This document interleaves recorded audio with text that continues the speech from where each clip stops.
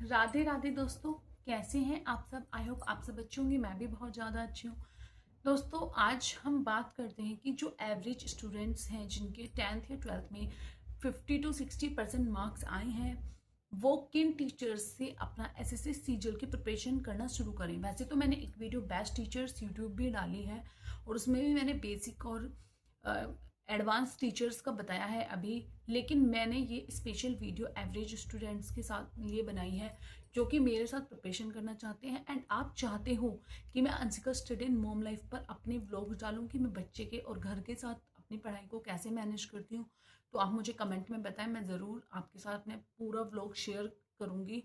वैसे तो मैं सोच भी रही हूँ, बट आप मुझे बता सकते हैं कमेंट में कि मैं आपके साथ शेयर करूँ या नहीं करूँ। अब हम बात करते हैं दोस्तों सबसे पहले मैथ्स की, कि हम एवरेज स्टूडेंट्स हैं या हमारा मैथ्स वीक था 10th 12th में या बचपन से हमारा मैथ्स वीक रहा है, तो हम किन टीचर्स के साथ मैथ्स की प्रिपरेशन करें।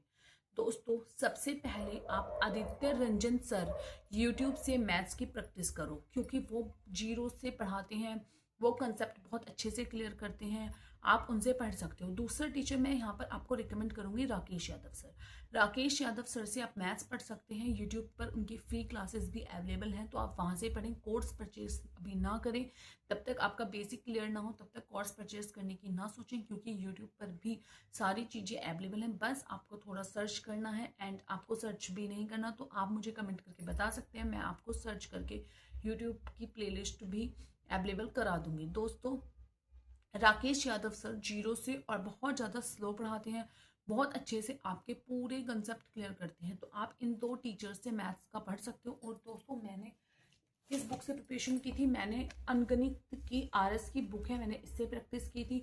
तो आपके पास जो बुक है, आप पहले वीडियो पढ़ो, चैप्टर समझो, उसके बाद जब भी आपके पास जो बुक अवेलेबल हो, अभी आप बुक खरीदने पर इतना फोकस ना करें, जो भी बुक आपके पास अवेलेबल है आप उसी से प्रैक्टिस करें। उसके बाद दोस्तों हम बात कर लेते हैं दूसरी, इंग्लिश। आप इंग्लिश की प्रिपरेशन किससे करो। दोस्तों, जब आप एवरेज स्टूडेंट्स हो तो आप इंग्लिश की प्रैक्टिस करो रानी मैम के साथ।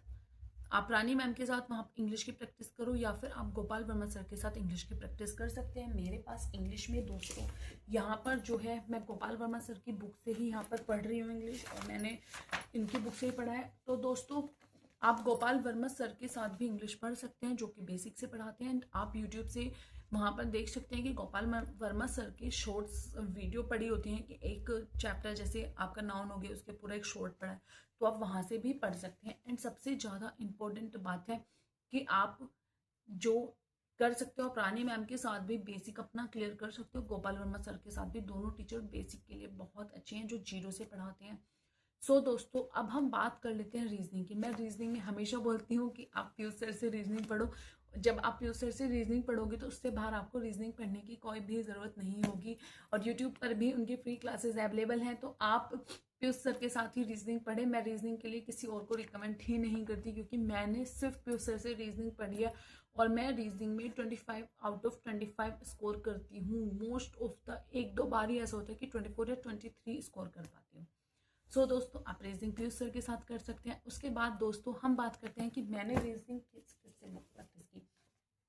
तो ये राकेश यादव सर की बुक है दोस्तों। इससे ये मेरे भाई ने परचेस की थी, मैंने नहीं की। एंड ये इसी बुक से मैं प्रैक्टिस कर लेती हूँ। मैंने कोई भी न्यू बुक परचेज नहीं की। और दोस्तों, ये पब्लिकेशन मैं आपको बता दूँ 1999 से लेकर 2017 तक का ये बेस्ड है, तो मैं इससे बाहर प्रैक्टिस नहीं करती, मैं इसी से प्रैक्टिस करती हूँ। तो आपके पास, आप वीडियो से अपना कंसेप्ट क्लियर करके आपके पास जो भी बुक अवेलेबल है आप उसी से प्रैक्टिस करें। बुक खरीदने की अभी जल्दी ना करें। आप सिलेक्शन दोस्तों अभी नहीं होगा, 2026 के हमारे एग्जाम में सिलेक्शन नहीं हुआ, कोई बात नहीं, 27 में होगा। जब हम मेहनत करेंगे, हमें सिर्फ मेहनत करनी है, बाकी चीज़ें हमें राधा रानी के ऊपर छोड़ देनी है, जो मेरा पर्सनल एक्सपीरियंस है। और दोस्तों, मैं आपसे यही बता रही हूँ, क्योंकि मैं भी बिगनर हूँ एसएससी सीजीएल के लिए, और मैं सिर्फ ये वीडियो इसलिए बना रही हूँ कि जो चीज़ें मैं फेस कर रही हूँ वो आप फेस ना करो। और आपको कोई भी डाउट है तो आप मुझसे कमेंट कर सकते हैं, मैं आपके कमेंट का रिप्लाई करूँगी। दोस्तों, अब हम बात कर लेते हैं जीएस की। जीएस आप अभिषेक सर एंड उनकी टीम से भी पढ़ सकते हो। जीएस आप परमर सर हैं एक स्टडी आईक्यू पर, आप उनसे भी दोस्तों कर सकते हो। पूनम मैम है अन अकेडमी पर, आप उनसे भी कर सकते हो, जो कि जीरो से पढ़ाती हैं। एंड दोस्तों, मैंने जब आपका बेसिक है, आपने जीएस अब तक नहीं पढ़ी, या आप अभी बिगनर हैं, या आपने 12th करी है, आप तैयारी के लिए सोचें, तो जीएस जैसा सब्जेक्ट नहीं होता। सबसे पहले मैंने दोस्तों सामान्य ज्ञान पढ़ा था।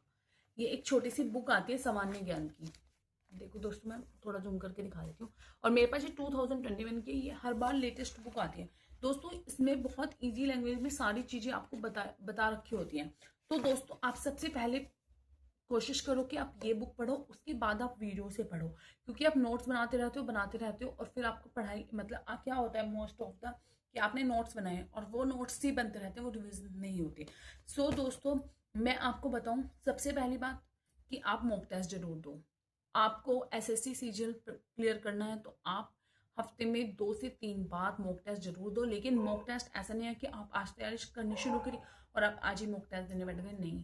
टेक्स्ट बुक से आप परचेज करो, जो कि 399 रुपीज़ में मैंने खरीदा है पूरा स्लेब, वो पूरा ईयर का खरीदा है मैंने दोस्तों। और मैं आपको बताऊं कि आप ऐसा मत करना कि आपने आज प्रैक्टिस शुरू करी, आप आज मॉक टेस्ट देने बैठ गए, ऐसा क्लियर नहीं होगा। सबसे पहले आप अपना पूरा जीरो से लेके एडवांस तक आप अपना कंसेप्ट क्लियर करो। जैसे आपका नंबर सिस्टम फर्स्ट चैप्टर है तो उसे जीरो से पढ़ो एडवांस लेवल तक। पहले आदित्य रंजन सर की वीडियो देखो, फिर उसके बाद पहले एक बार वीडियो देखो, उसके बाद फिर दोबारा उसके नोट्स बनाओ, फिर उसकी प्रैक्टिस करो, फिर उसके बाद बुक में से उसकी प्रैक्टिस करो, उसके बाद अब नंबर सिस्टम का मॉक टेस्ट लगाओ।